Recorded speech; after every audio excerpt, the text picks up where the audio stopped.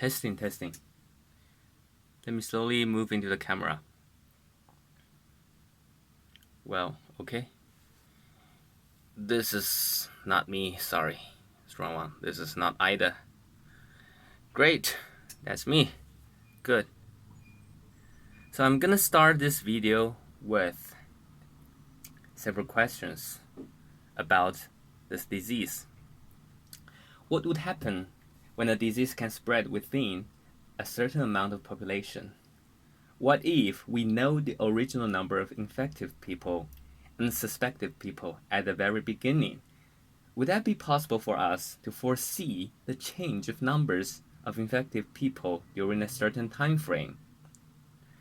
And what are those papers saying by using what they call SIR or SEIR model? Does that model mean that was the extremely accurate result? If it's not, what are the constraints for the application of those models?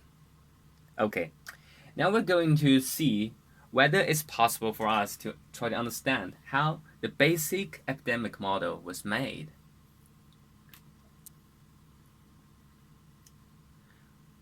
Assume that the total number of the population is n,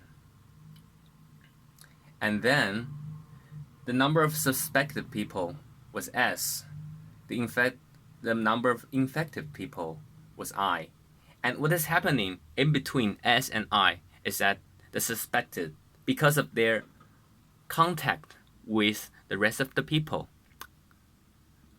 they are becoming infective through time. So let's see how the model can be made. Little bit adjustments. Does it work? Yeah. So the total number of n can be divided into I infective and s suspected. And normally they have a recovered amount of people, but to simplify the model at this stage, we assume the recovered is 0, meaning that it's really hard and there's nearly no chance for them to get recovered. I know it's really cruel, but for example, this kind of model we call SI model can be applied into the HIV virus. Let's see. Then we're going to also define at the same time 2 parameters. We define the number of contacts that each infected people can approach per unit time as gamma. Meaning that for each one of the people in the infective group, they can approach this many people from the suspective guys. And then we define the probability of disease transmission per contact. Remember, per contact as beta. What does that mean? Meaning that for each contact between the infected people and suspected people, the success rate for the suspected people to become infected is beta. Well, I know it's really hard to pronounce, but anyways. So, what is the correlation of the number of the 2 groups, S and R, since the R is 0 now? Let's see. By the definition of gamma and beta, for each of the 1 person in in S, let's say each 1 person, the possibility of their meeting infected people is S divided by N, right? It's I divided by N, right? For each person in S. Like if they meet another 1 guy, the possibility of this guy becoming the infected group is this. So, while we define the number of contact per unit time as gamma, and the probability of disease transmission was beta, then for this number of person, then the number of person of each one in the suspected people may lead to this times this times this amount of people to get infected. Well, it's per unit time, right? We remember this.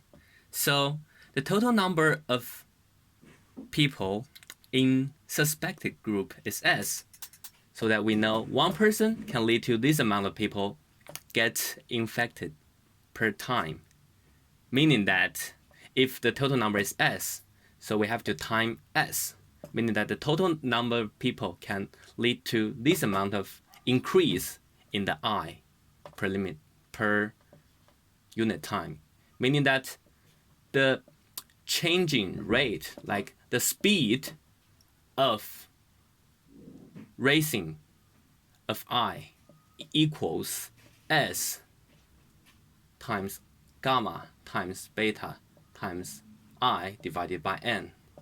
And in this case, we know that N equals I plus S. Then we got the number equals, well, let's use all, like the right, left and right all use I. So N minus I times gamma times beta times I divided by N.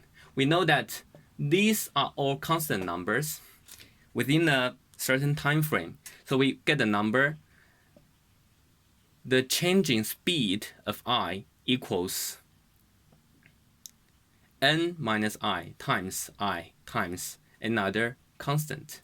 So in this case, we find a correlation of the I, which is using differential equations.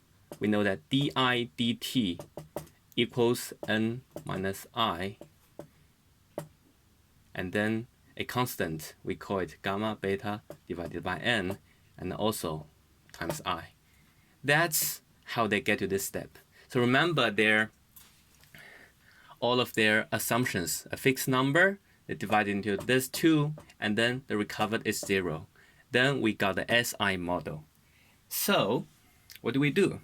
We give these models to mathematicians, and they will tell us how the function I in relation to t was going to be like, which is kind of like this model.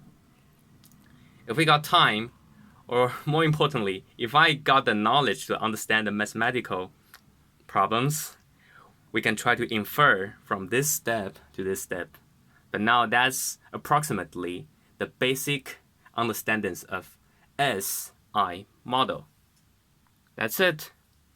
So yeah, thank you for watching, and yep, so see you next time. Bye bye.